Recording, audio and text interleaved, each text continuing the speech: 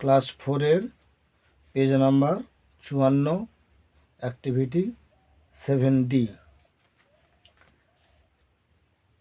এই যে 4টি বাক্য দেওয়া আছে, তার মধ্যে আমাকে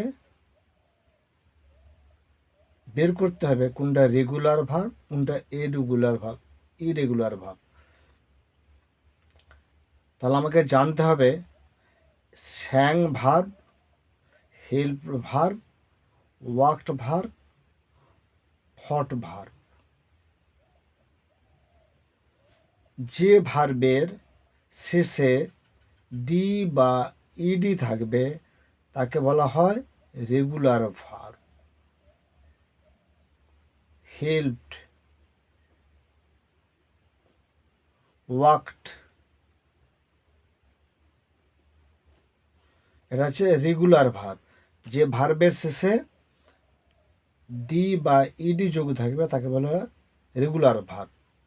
এবার ভার্বের 3টা ফর্ম আছে: present, past, past participle form.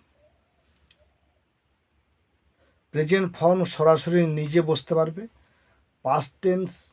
Past ফর্মটা নিজেও বসতে পারবে, কিন্তু পাস্ট পার্টিসিপল সে কিন্তু কখনোই সরাসরি বসতে পারবে না। প্যাটার্ন, ভার্বের যে 3টা প্যাটার্ন, তাহলে আমি কোনটাকে বলবো?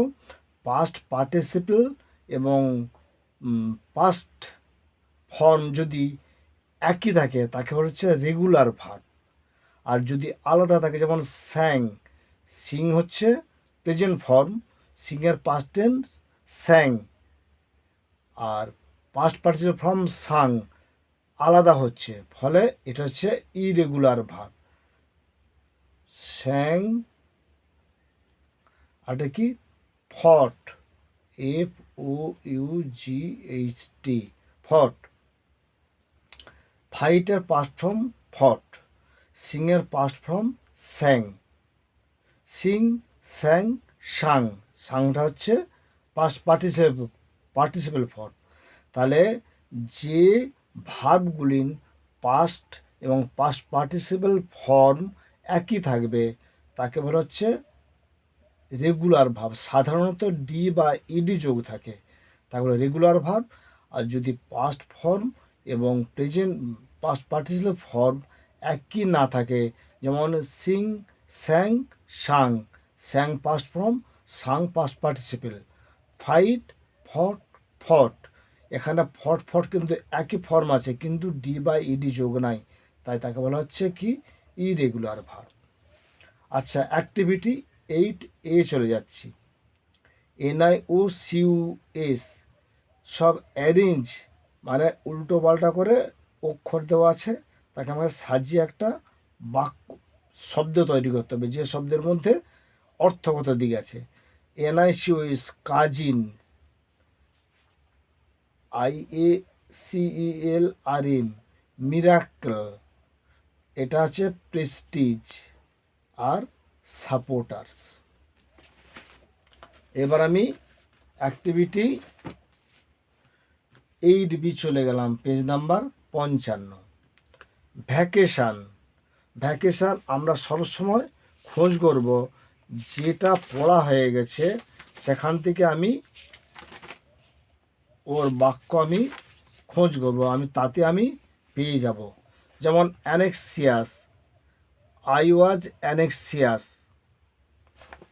তাহলে এখানে আমি make sentence of your own with the following words, তুমি নিজের থেকে বাক্য রচনা তৈরি করো। বাক্য রচনা ক্লাস 4 এখনও তারা অতখানি দক্ষ হয়নি যে বাক্য রচনা করতে পারবে। তাহলে এখান থেকে আমি খুঁজবো, অ্যানেক্সিয়াস পেয়ে যাচ্ছি।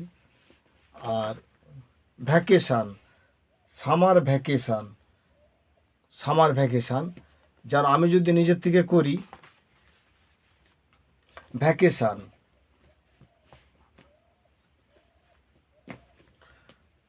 আমি কাকার বাড়ি যাব গ্রীষ্মের ছুটিতে, তাহলে I will go to the uncle house in the summer vacation.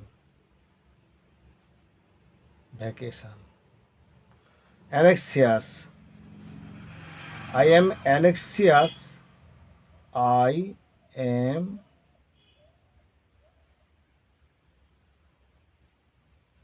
for you. Severe, severe সবসময় তোমরা লক্ষ্য করবে এই পড়া থেকেই যাতে ওই বাক্যকে তোমরা তৈরি করতে পারো। সেভার, এখানে বলছে I felt a severe bite on my right leg. আমি এটাকে বসিয়ে দিতে পারবো। আচ্ছা, জাম্প, আরেকটা আছে এখানে, jump.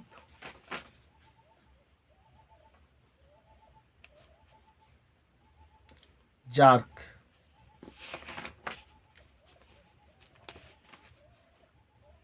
Your jump has won the match for us. তোমার লাফানোটা আমাদেরকে জয়লাভ, হ্যাজ ওন জিতিয়ে আছে, এই ম্যাচটা আমাদের, তোমার এই লাফানোটা আমাদের এই ম্যাচটাকে জিতিয়ে আছে। লক্ষ্য রাখবো এই যদুর সম্মত এই বাক্যটিকে ও I felt severe bite on my right leg. যদি নিজে থেকে করতে পারো খুব ভালোই, যদি না পারো এই বাক্য থেকেই, এই পড়া থেকেই, তাহলে ভ্যাকেশান, তাহলে severe jump, I am anxious for you. আর আমি এখানেও পেয়ে গেছিলাম আই ওয়াজ অ্যানেক্সিয়াস, এইটা। আর এই যে লাস্ট সামার ভ্যাকেশান, আমি যদি নিজে থেকে না তৈরি করতে পারি, last summer vacation I visited my uncle place at Shimultala, এটা পেয়ে যাব। আই ওয়াজ অ্যানেক্সিয়াস পেয়ে যাব। I your jump has won the match, ওইটা পেয়ে যাব। আর সেভার, এই যে I felt a severe bite on my right leg. আজ এই পর্যন্ত। আবার পরের ভিডিওতে 55 পাতার এই গার্লস অ্যান্ড বয়েজ এইটা নিয়ে আমি তোমাদের কাছে আবার হাজির হব।